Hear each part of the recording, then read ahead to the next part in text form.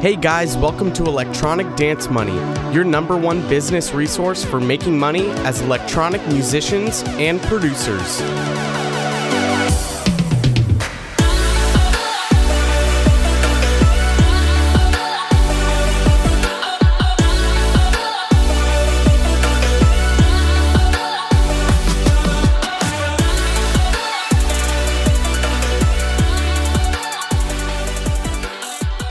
Yo, what's up everyone? Welcome back to another episode of Electronic Dance Money. I'm your host, Christian Casido. Hope you guys are doing well today. I'm doing pretty good, hanging in there, working a bunch, getting ready for the holidays coming up. Well, I'm recording this on Wednesday.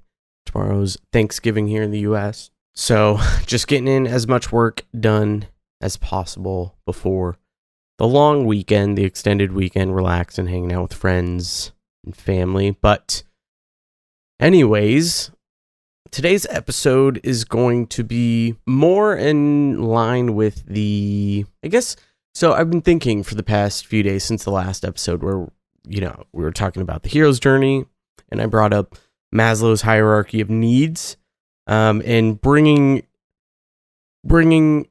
self-actualization as well as esteem into the question of things or realm of things, in terms of, leading a successful life or having a successful life, having a successful career, whatever it is that you're wanting to do, however it is you're wanting to self-actualize. We dipped into the meaning of that. And, that's the peak of the hierarchy of needs. So this one's going to be going more into, this episode's all about basically healthy habits. How can you get healthy habits to help bridge that gap of creating strong self-esteem while raising yourself up to the peak of Maslow's hierarchy of needs so that you can self-actualize. And healthy habits really drive right into that. And this is something I've been working on for years now, is trying to develop good, healthy habits to make sure that I'm healthy, both mentally, physically, emotionally. If you can achieve a nice, healthy state in each one of those categories, it really does push you. It's surprising how much more efficient you are, how much more effective you are.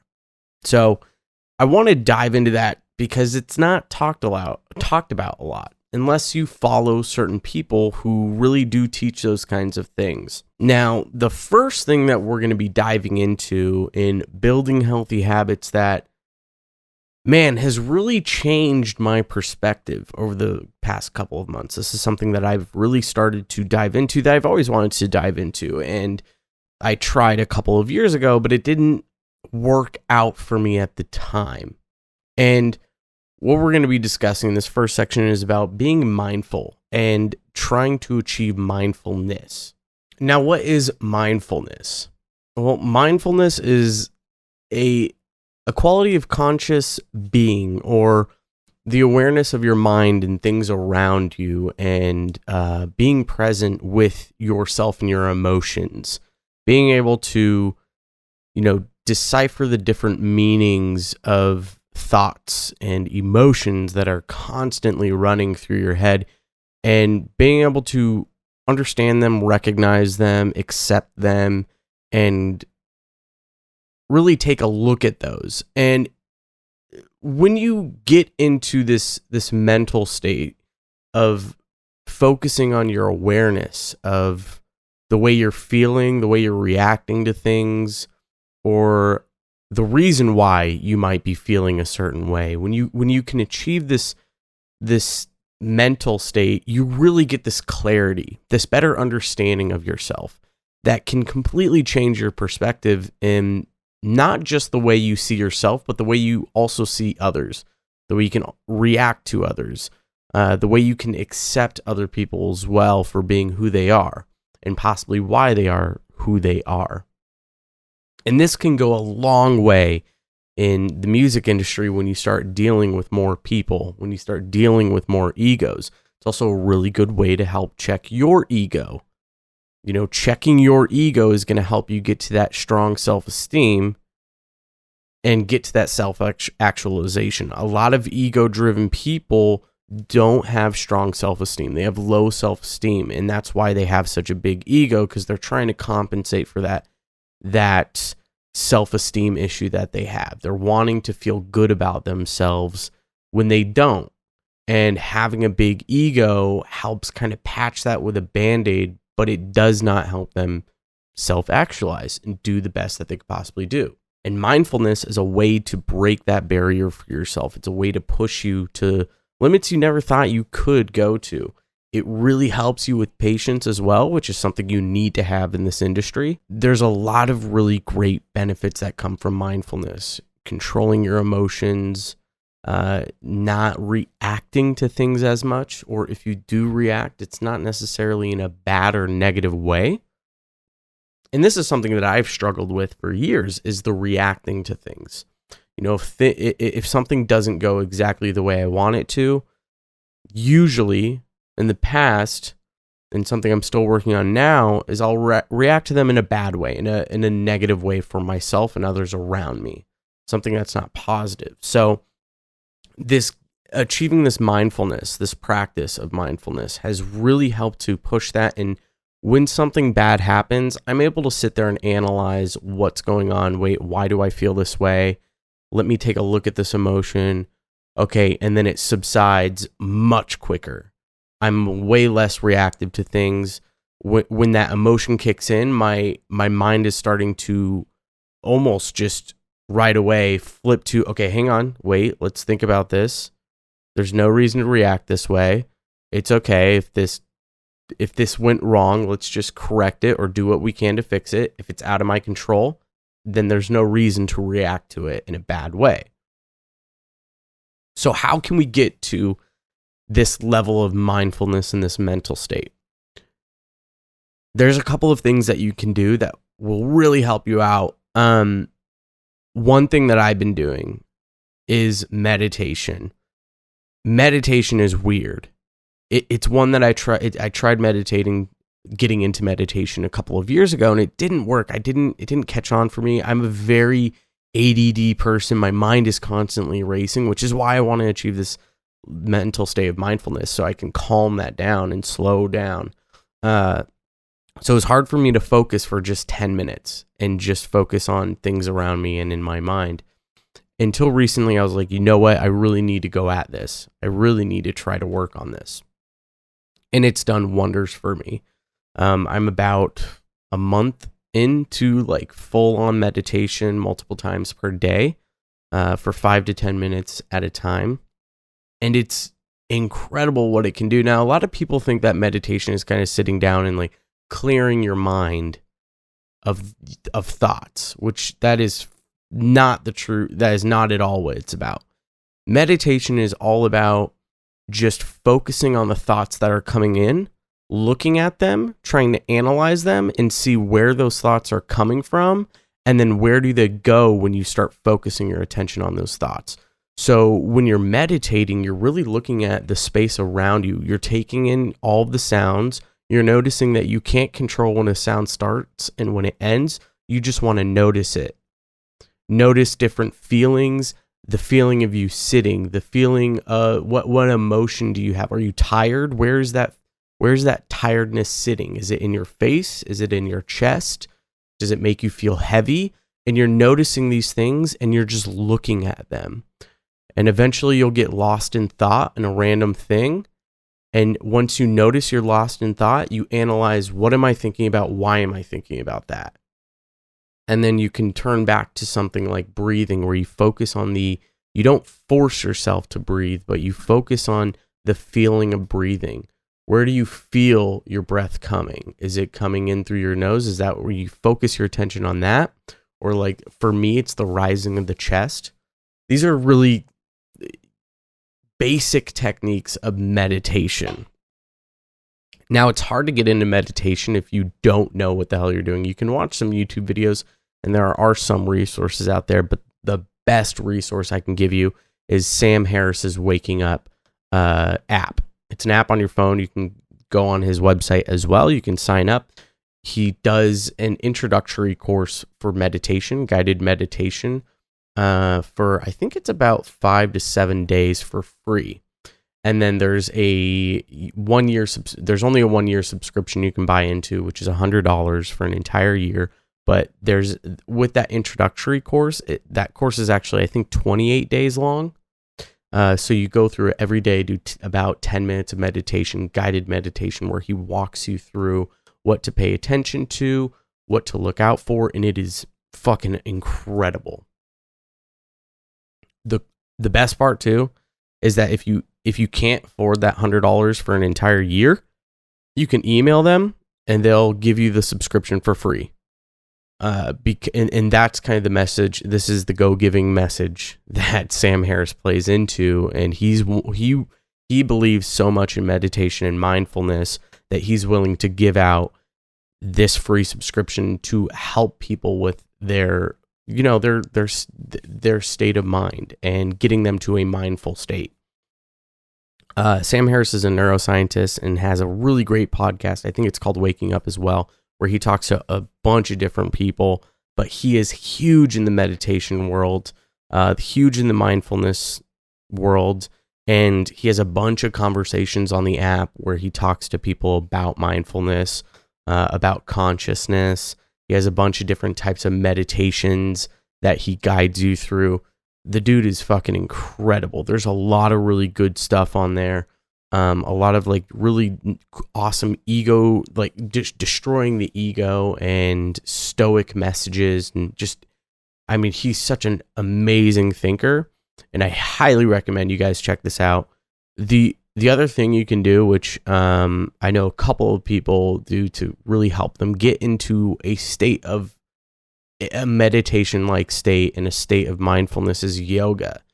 Now, yoga is not something that I personally do, but I'm really interested in getting into it. I know a lot of people who meditate while they do yoga. There's a bunch of different types of yoga that can be really intense, and other ones that are much more relaxing, where you can get into that kind of that really easygoing flow state. I think restorative yoga is the biggest one, where I think like at the end you do a corpse pose for 10 minutes, which is literally where you lay down on your back. So, and you basically fall asleep. So I'm wanting to get into yoga for more than one reason, which we'll get into in just a little bit. But yoga is another really good one. You get a good workout with that stuff too, which is part of this episode we're going to be discussing, is working out, because that's a really good, great, healthy habit that can get you to be way more productive than you otherwise would be. So I'll include a link to Sam Harris's app or website, I guess, for waking up. And yeah, I mean, this state of mindfulness is, I think, something everyone should achieve or try to achieve too, because it really does strengthen your esteem, your self-esteem. It strengthens the respect that you have for yourself, which is going to help you self-actualize in the end. So let's move into the next topic, which is going to be about diet. Diet is a massive, massive player in the emotions that can drive you, the way you feel, the way you wake up. And I'm sure most of you, this is probably going to be a shorter one, because I'm not a dietitian. I'm not a nutritionist. I'm not an expert in this field. But I can tell you what I know from my experiences. The biggest thing, so I'm a type 1 diabetic. I was diagnosed when I was 15, almost 10 years ago now. And so I take insulin every day. And I have to continue doing that for the rest of my life. So, you know, when I was younger, when I was in my teenage years, I didn't eat the best. I took care of myself. You know, I made sure I checked everything, and I was dosing the right way. I made sure I was good. I was fairly active. I wrestled in high school, and worked out, did some lifting, and but I didn't always, my diet was never the best. It wasn't until I was about 20 that I started to pay attention more to my diet, and I started to change things up. One thing that really helped me out with fluctuating energy levels, like throughout the day, I would wake up really tired. I'd have a little boost around noon, and then I'd start crashing around 3 or 4, and then around 6 or 7 kind of get up again, and then like usually around 10 or 11 I'm still awake, and it was difficult to go to sleep. And that was just about how I ran every single day. What really helped out for me was intermittent fasting. It helped me out in multiple ways. First way being that my energy levels were much more consistent. I was able to focus for longer periods of time. And for me personally, like my blood sugars looked so much better, a lot lower, a lot more consistent, not as rapid. And a lot of that has to do with obviously the fact that I'm not snacking all day. I'm not eating, a meal in the morning and a meal in the middle of the night, but I would do usually about 10-hour fasts from like 12 p.m. to 10 p.m. So I would only eat within those periods. And, yeah, I mean, intermittent fasting was awesome. I loved it. I haven't been doing it as of recently, but I should probably get back into it, especially because I really enjoyed it. It really did help me out a bunch. But more recently, what I've noticed are how much carbs have been affecting me. And again, in multiple ways. If you don't know much about diabetes, carbohydrates are the main driving factor that you have to pay attention to. So that's kind of what you're basing all of your insulin doses on, is your carb intake. How many carbs are you eating? And that's what's going to determine how much insulin you're going to take. Now, carbs are a really interesting one where it can heavily affect the extended period of time, or I should actually say the effectiveness of insulin. So the more carbs you eat, the less effective insulin is going to be. It's like carbs kind of override insulin. So if you're eating lots of pastas, lots of breads, lots of candy, it can kill your blood sugar throughout the entire day. I mean, I'll run extremely high and take a shit ton of insulin, and I still won't go down. And it can be crazy at times. Now, not only that, but whenever I eat carbs, that'll happen, and that'll play on for a couple of days where I'm struggling to maintain my blood sugar. But then I'm also noticing, again, much like the intermittent fasting, my energy levels I crash hard. So going off of a carb diet, a heavy carb intensive diet, has helped out a bunch as well. I try to stick more so to a heavy carnivore diet, a more meat oriented diet, as well as I think Danny and I were talking about this in a few episodes ago when we had him on the show back in June. Yeah, it was a little while ago, but he was talking about how he's been on a carnivore diet, and I've been pushing that a little bit more, and much more consistent with energy, a lot easier to focus, and just feeling, especially with how much I'm working out now, that energy level can remain much, much, much more consistent. But the point is your diet is going to play a major role in the way it affects your mood, and your ability to do things. And we need to be doing things as producers, as business owners. You have to constantly be doing. Now, obviously, you should be taking breaks, and that is extremely important. But you do have to make sure that you can have a good, consistent amount of energy throughout the day, so that if you're working a day job, you can still come home and you can still work on, production. You can still work on your business. You can still do the things that you need to do and get them done in a timely manner. So do research into your diet, man. I mean, start cutting things out, bring things in, eat at different times of the day, and track that stuff. Track your energy, see how it works, see how you feel. I think MyFitnessPal is a really good app for that sort of stuff. You can completely track all of your meals. You can track your weight. You can track your carb intake, calorie intake, do all of your macro and micros, which if you don't know what those are, that's basically what I'm talking about here. Your calories, how much protein you're taking, vitamins, everything. And you can track that stuff and look at it on a graph, and you can write notes for days. This is how I felt at the end of the day, and then you can review that every week or every month, and you can look at what you ate throughout the day. How did you feel at the end of the day? Okay, well, if I ate this, and that on this day, and I had better energy, maybe we should be looking more into that type of diet. And obviously, everyone's different. People react differently. I know people who can drink a 12-pack of soda in a day and stay up till 3 a.m, wake up at 7 a.m, and just go all day. There's freaks of nature like that, which is insane, but that's possible. A diet is extremely important when we're talking about effectiveness here and being able to really, get shit done, which is what we're wanting to do. Let's dive into the third topic here, which is going to be working out, which plays right into diet.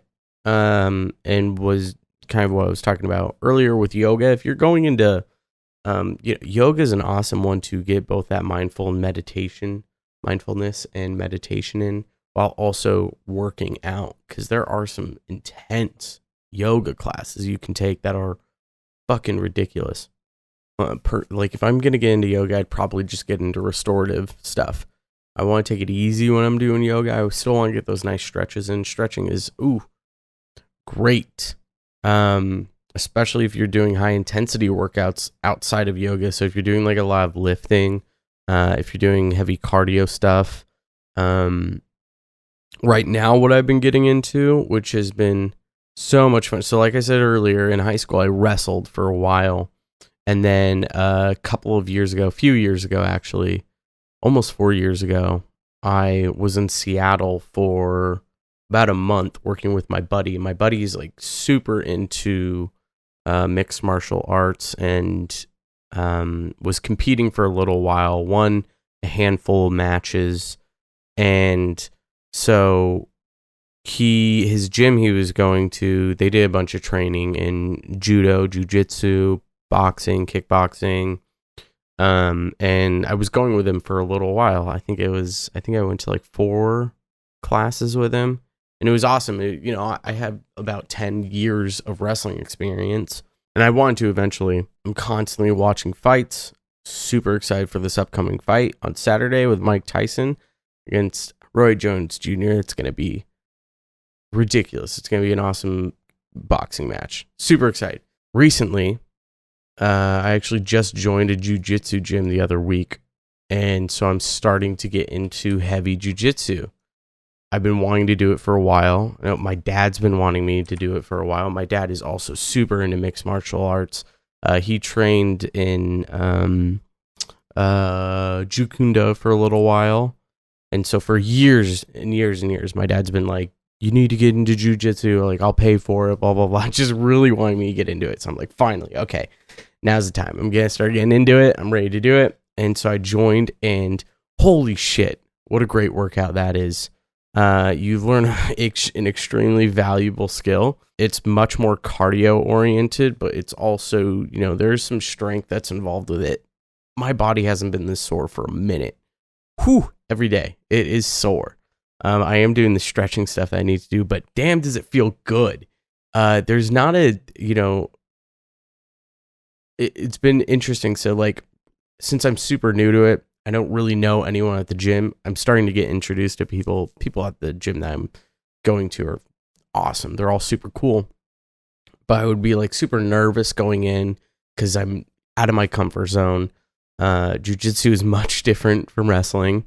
And so it's weird. Like I'm familiar in the space, but not at the same time. So I don't know what to anticipate. But when I'm done with the class, I feel incredible. I've been doing more evening classes, so it's like 6:30 to 8 that I'm going, and after the class, I'm fucking happy as shit.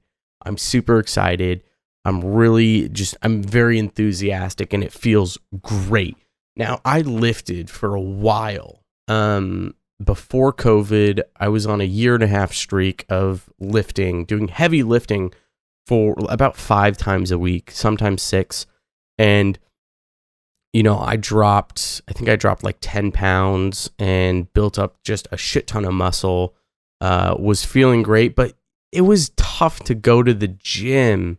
I don't know what it was, but like the gym started getting boring. Lifting kind of started getting boring. I wasn't super interested in it, but jujitsu is different. That's one where I'm like, I guess it's because I'm also learning like a really unique life skill that can be really effective in certain areas, but also the competitiveness of it. You can pace yourself a little bit more than you can working out. You don't have to feel like you're doing more than other people. It's an interesting one. Regardless, it's humbling as shit too. It is so humbling when you're fucking rolling with someone and they wrap you up like a goddamn pretzel, and make you feel things that you never thought you would feel before by twisting your fucking arm or twisting your leg, and it fucking hurts. And you can roll with people who are smaller than you and they'll fuck you up. I mean, they'll get you into a choke within seconds and you're like, Jesus. That's super humbling. It makes you respect people a little bit more, and it makes you, going into the confidence thing and self-esteem really helps build your confidence. It makes you walk a little bit taller, knowing that you have the skill that, no one can really recognize if you have the skill unless you're in a fight. You're probably less likely to want to fight with people too, understanding that other people might have this ability. The humbling aspect of it is really interesting. But working out in general is super good for your mind, your body, your soul, all across the board. Your emotions and everything. There's been a shit ton of science that's been dug into working out and how effective you can be. A lot of people like to work out to start the day. I'm not a morning person at all. I need to get 8 hours or more of sleep, sometimes 9 hours of sleep. Otherwise, my day's gonna suck. I used to try to wake up at like 5 a.m. to go work out, and I would crash. Most people would have a high the entire day. I would like wake up a little bit, and after an hour, crash. I'd be dead all day. I want to sleep all day. And that was with a combination of a healthy diet and working out, and it just didn't work out for me. I need to work out more in the afternoons or in the late evenings, and I feel great for the rest of the day, can get a good night of sleep, and I wake up way more energized. And that's just how I work. And that's the same with working out. When I was lifting, I would work out around noon, around my lunch hour, and work out for about an hour and a half, doing some heavy, intense lifting. And I would feel good for the rest of the day. And then I'd get a great night of sleep, and I'd feel energized. I know, but again, there's a lot of people that like to start their day off that way. Find out what works for you. Regardless, you should be working out. Especially in this day and age, a lot of people are working from home. And if you have a second business or you're a producer and you're also working from home, that means you're going to be sitting in your chair for 8 hours and then sitting in your chair probably for another 2 to 4 more hours. So a total of almost 12 hours every single day. And that has been me since COVID started. I needed to go do something. And I, like I said, I was lifting before, but they're making you wear masks in gyms. And I think that's stupid, and I'm not going to do that. So I opted into, I was like, I need to do something. I've been wanting to get into jujitsu. You obviously don't need to wear a mask when you do jujitsu. It's not going to work. So I was like, that's what I'm going to get into. And it's been phenomenal. Loving it so much. So find what works out for you, but work out, go do something, go for a walk, go for a run. Walking especially helps out with creativity. There's been a shit ton of studies on walking and creativity as well as problem solving. A lot of really good studies on that sort of stuff. Do some research, find out what works for you, but definitely go out and do something. I can't express how important that is for your mental clarity, for your emotions, for your focusing, and in your mood. It's, when you start talking about getting into mindfulness with meditation or yoga, implementing that with a healthy diet, and then also implementing that with some exercise every day, an hour of good exercise, you're starting to build a machine, a really well-oiled machine that you'll thank yourself, not only now, but later, especially. Fourth and final topic that we're going to be discussing is going to play into all of these, and something that I just mentioned before, and that's sleep. By far, I think out of all of these, sleep might be the most important thing. It's a tough one. All of the topics we've talked about today with developing healthy habits so that you can achieve this strong self-esteem, strong respect for yourself, and then also getting to that so that you can get into self-actualization and just go at whatever it is that you're wanting to go at. Sleep is one that most people neglect, especially if you're in this industry and let's talk about high-tier DJs for a second. When you're on tour and you're going to a new city every day or every other day or every few days, that's exhausting on your body. You're in different time zones. You're getting, you have a flight that leaves at 6 a.m. You get there at 3 p.m. You're probably eating shitty. You probably didn't get a full night of sleep before. You go do the show until 1, 2 a.m, go to sleep, wake up at 6 or 7, get on a plane and go to you're doing this constantly all the time. It's rough for your body. You're not getting enough sleep. You're groggy. You can be confused. You're way more inclined to screwing things up. And not only that, but when you are sleeping, sometimes you're sleeping on the plane, and not only is getting enough sleep important, but the quality of sleep that you're getting plays right into that. Because if you're not getting quality sleep, you're not getting good sleep, you're going to be groggy. You're not going to be running full steam ahead at 100%. There's a great episode that my girlfriend Marty and I listened to when we were on a road trip to Dallas, on the Joe Rogan Experience. It's episode 1109, with Matthew Walker, who's I think he's a neuroscientist, but I know he focuses on sleep, and it's like a 3.5 hour episode, and it is mind blowing. He gets into some crazy studies and facts about sleep that is unbelievable.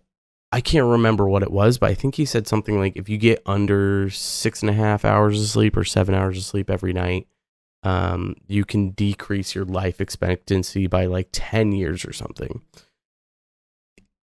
It's pretty intense how important sleep is and how much people neglect it. And especially musicians on the road. I know I used to neglect sleep. If you're younger, you probably neglect sleep.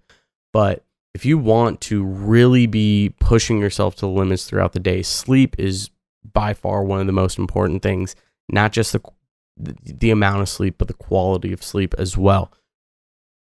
I'm not even going to say anything other than that and just tell you to go listen to this episode of the Joe Rogan Experience, where there's a real expert that can give you real data, real analytics on this topic. And I'll include that episode in the show notes at enviousaudio.com/episode 41. But believe me when I say sleep is probably the most important thing and it's one you can do immediately. Sometimes it's hard to get into a good diet because either you don't have enough money or you already bought groceries. Working out, sometimes maybe you need to get new shoes, maybe you need to get a gym membership. There might be some extra steps in between actually being able to do the thing that you need to do, and then there can also be some lag time in between when you start and when you actually start to see good results. Sleep is one you can almost see immediately. If you get one good night of sleep, you can see how that affects you in the next day. Meditation is one that takes a while as well, because you have to be doing it for a consistent amount of time. It takes enough practice to realize what you're looking for and what you're looking at to then really be able to effectively get into that mindfulness state. But sleep is the one thing on this list that you can do today. You can do tonight and see results tomorrow. And over time, those results multiply and exponentially grow. So be sure to go get a good night's sleep tonight. Get your 8 hours. It'll help. But that is it for today, guys. Thank you so much for hanging out. The next episode, we've got a really good special guest coming on. I'm super excited for.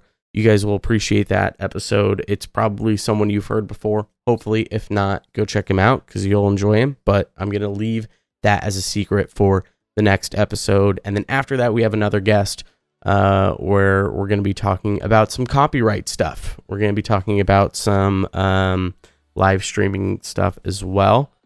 So I'm super excited for those episodes. Those of you in the US, you probably had Thanksgiving yesterday. I hope it was good. I hope you enjoyed your time with your family and friends. And I'll see you guys next time. Oh yeah, as always, head to enviousaudio.com/episode 41 to check out the show notes. If you like the show, share it with a friend. If you want to share your feedback with other producers, give the show a review on Apple Podcasts, rate it, let people know how you like the show, what your favorite parts are, what you don't like about it. Let other people know. If there's anyone you'd like to hear on an episode, or you'd like to tell me how you like the show, or you would like to come on as a guest, head to enviousaudio.com/podcast. There's a form on there. If you scroll down, fill it out. Let me know what you think. Let me know if you want to come on, or if there's a topic you want to hear, whatever you want. Anyways, thank you guys so much. I'll see you next time. Have a good day. See ya.